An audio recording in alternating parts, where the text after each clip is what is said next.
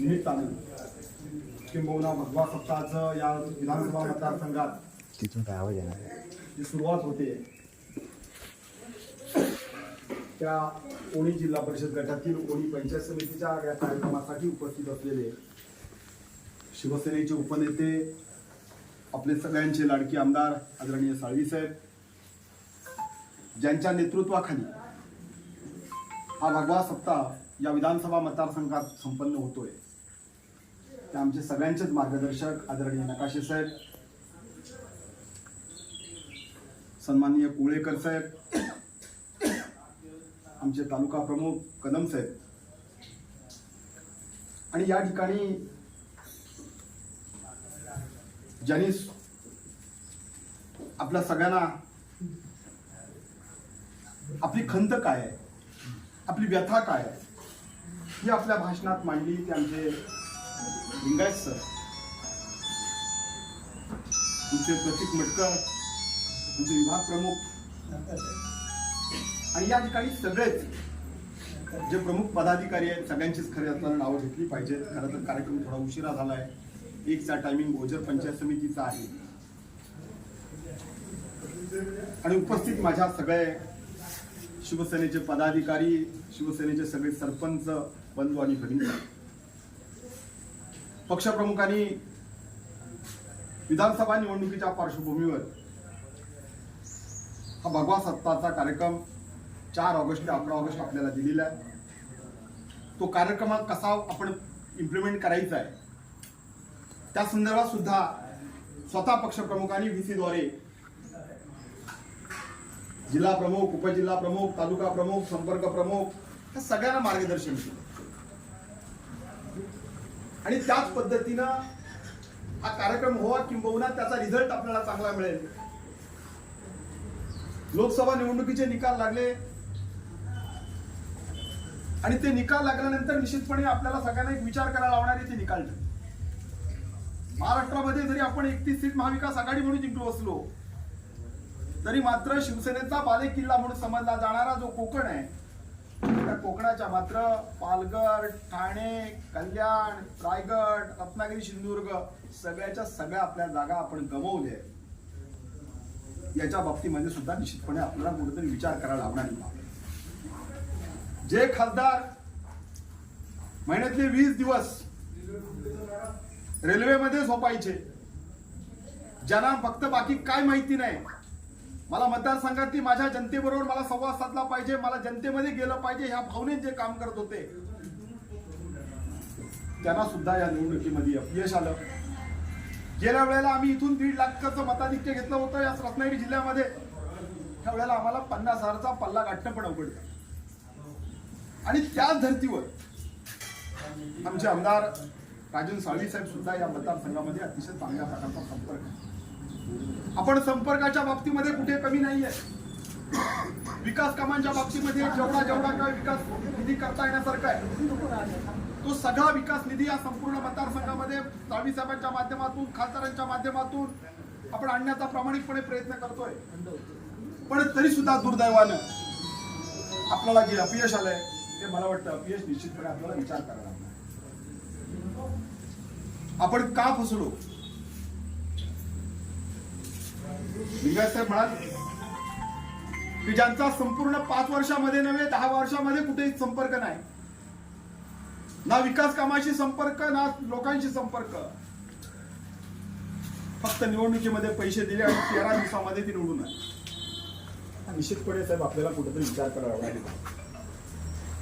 आजपर्यंत आपण असं समजत होतो की कोकणातला आमचा जो शिवसैनिक आहे याची नाळ मुंबईशी आहे, आणि जीव गेला तरी तो हा मुंबईशी नाळ जोडलेला जो आमचा शिवसैनिक आहे हा कधी विकला जाऊ शकत नाही, कधी या निवडणुकीमध्ये कुठे कमी पडणार नाही, कुठल्याही आमिषाला तो बोलणार नाही, कुठल्याही आमिषाला बळी पडणार नाही, अशी धारणा असताना आज जर आपण प्रत्येक केंद्रावरती मतदानाचे आकडे बघितल्यानंतर आपल्यालाच प्रश्न पडतो की अरे याच्यात ती आपली मतं कुठली गेली, कोण आपल्यामध्ये फुटला.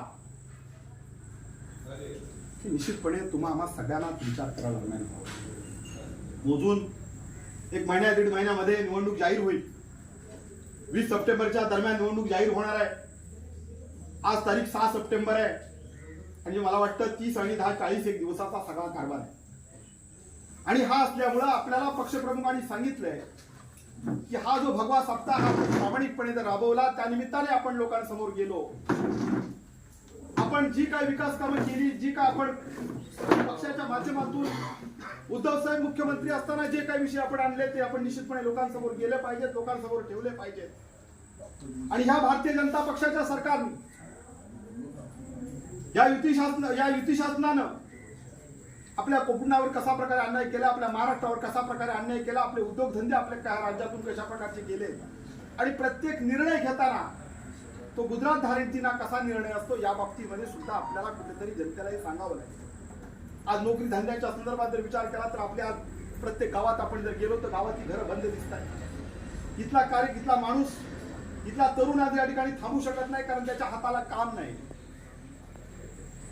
आज आपण जर विचार केला तर आपला शेतकरी, आज आपण प्रत्येक गावात जर आपण शेती बघत होतो, आज आपण आपल्या डोळ्याने बघतोय की आज ती शेती बंद होत चाललेली आहे, शेती आज रिकामी दिसते. या सगळ्याला कारण काय?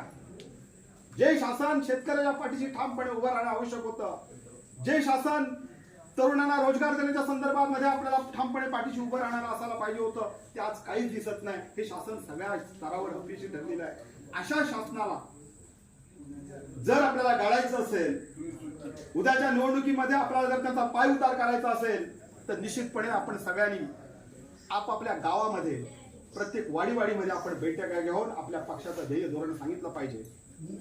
शिवसेनेनं कशा प्रकारे काम केलंय, उद्धव साहेबांनी कशा प्रकारे काम केलंय, आपले सगळे पदाधिकारी, आपले सगळे लोकप्रतिनिधी कशा प्रकारे काम करतात, मग त्याच्यामध्ये जिल्हा परिषद सदस्यांचा समावेश असेल, पंचायत समिती सदस्यांचा समावेश असेल. या सगळ्यांनी खऱ्या अर्थानं प्रामाणिकपणे जर आपण पुन्हा एकदा उतरलो तर मला वाटतं अपयशाची विचार करण्याची गरज नाही. पण गेल्या लोकसभेचं अपयशाचा जर आपण धसका घेतला, त्याच्यामुळे जर आपल्याला असं वाटलं की नाही आपल्या पुढच्या निवडणुका सगळ्या कठीण आहेत, आणि जर आपण दिल सोडला तर मला वाटतं पुढच्या निवडणुका निश्चितपणे कठीण. आपण खऱ्या अर्थानं जनतेबरोबर गेलं पाहिजे. जनतेच्या जोपर्यंत आपण जनतेपर्यंत पोहोचत नाही, जनतेमध्ये आपण जात नाही, त्यांची काय मतं आहेत, त्यांचे काय प्रश्न आहेत आणि ते सोडवण्यासाठी आम्ही काय केलंय हे जोपर्यंत आपण त्यांना सांगत नाही, तोपर्यंत मला वाटतं की जनता सुद्धा आपल्या बाबतीमध्ये कुठेतरी आपल्याला गृहीत धरून चालली की काय, की आपण त्यांना गृहीत धरून चाललोय म्हणून जनता आपल्याबरोबर अशा प्रकारे वागते, याचा सुद्धा निश्चितपणे आपल्याला कुठेतरी विचार करावा. आणि म्हणून माझी सगळ्यांना विनंती आहे की आजच्या अर्थाने, खऱ्या अर्थाने भगवा सप्ताह साजरा करताना जी उपस्थिती असायला पाहिजे होती ती उपस्थिती आपल्याला दिसत नाही. त्याची खंत लिंगायत सरांनी सुरुवातीलाच व्यक्त केली, मला सुद्धा हे जाणवत आहे. पण हे का येऊ शकत नाही याची जबाबदारी मी निश्चितपणे तिथल्याच फक्त माझ्या विभाग प्रमुख आणि माझ्या इथल्या पदाधिकाऱ्यांना देणार नाही, त्याला आम्ही पण तेवढेच कारणीभूत आहेत असं मी स्वतःला समजतो. कुठेतरी आम्ही पण कमी पडतोय, कारण ही प्रक्रिया सगळी आहे ना, ही कोणाला तरी एकावर दोष देण्यासाठी प्रक्रिया नाही, ही संपूर्ण टीमवर्क आहे. आणि याच्यामध्ये सगळ्यांनी आपण जेव्हा अगदी तन मन धन अर्पण करून आपल्याला पुन्हा एकदा महाराष्ट्रावर भगवा फडकायचा आणि उद्धव साहेबांना महाराष्ट्राचे मुख्यमंत्री करायचा असा जेव्हा आपण निर्णय घेऊ, ध्यास घेऊ, तेव्हा निश्चितपणे मला विश्वास आहे की आपण निश्चितपणे ही निवडणूक जिंकू. आणि त्या दृष्टीनं हा जो भगवा सप्ताह आहे, त्या भगव्या सप्ताहामध्ये आपल्याला 50,000 सदस्य नोंदणी करायची आहे, की जी सदस्य नोंदणी आपण जर 2 वर्षांनी करत असतो, ती सदस्य नोंदणी जर 50,000 आपण केली तर मला वाटतं एक अगदी 50,000, मी म्हणतो 30-40,000 जरी केली तरी प्रत्येकाने जरी 2-2 मतं आणली तरी साहेब आपण निवडून आले. पण ती प्रामाणिकपणे केली पाहिजे. एक फॉर्म भरायचा म्हणून भरला नाही. माझं तर स्पष्ट मत आहे, आजपर्यंत आम्ही सदस्य नोंदणी करताना मी फॉर्म आणून देत होतो. सेना भवनला पैसे द्यायचे, तिथं 1,20,000 फॉर्म घ्यायचे झाले तर 2,40,000 रुपये तिथे द्यायचे, ते मी दरवर्षी देतो आणि फॉर्म घेऊन येतो. पण ह्या वेळेला मात्र मी वेगळा निर्णय घेतला. ह्या वेळेला ज्याचा फॉर्म भरायचा त्याच्याकडनं 2 रुपये घेतलेच पाहिजे. आणि म्हणून मी फॉर्म देताना सुद्धा साहेब अशाच प्रकारची भूमिका ठेवली की तो फॉर्म जर आपण असाच दिले तर मला गेल्या वेळेला असं चित्र बघायला आलं की 2 महिन्यानंतर सुद्धा त्या माणसाकडे जेव्हा फॉर्म शोधताना कुठेतरी घरात टाकलेले होते, कुठेतरी त्याच्या ऑफिसला टाकलेले होते, कुठेतरी ठेवलेले होते. आणि म्हणून प्रत्येकानं ते 2 रुपये देऊन तो फॉर्म भरावा, अशा प्रकारची मी या ठिकाणी विनंती करतोय. आपल्याला भरपूर खूप काम करायचं आहे. महिना 1.5 महिना आपला हातात आहे. आपण प्रामाणिकपणे रोज अगदी तासभर जरी पक्षासाठी दिला तरी मला वाटतं पक्षाचं काम प्रामाणिकपणे जर आपण केलं तर हे यश आपल्यासाठी लांब नाहीये. आपण सगळेजण त्या निवडणुकीसाठी सज्ज आहात अशा प्रकारचा एक विश्वास मी आपल्यामध्ये व्यक्त करतो. आपण सगळेजण या ठिकाणी उपस्थित झालात, मी सगळ्यांना मनापासून धन्यवाद देतो, सगळ्यांना शुभेच्छा देतो आणि माझी 2 शब्द संपवतो.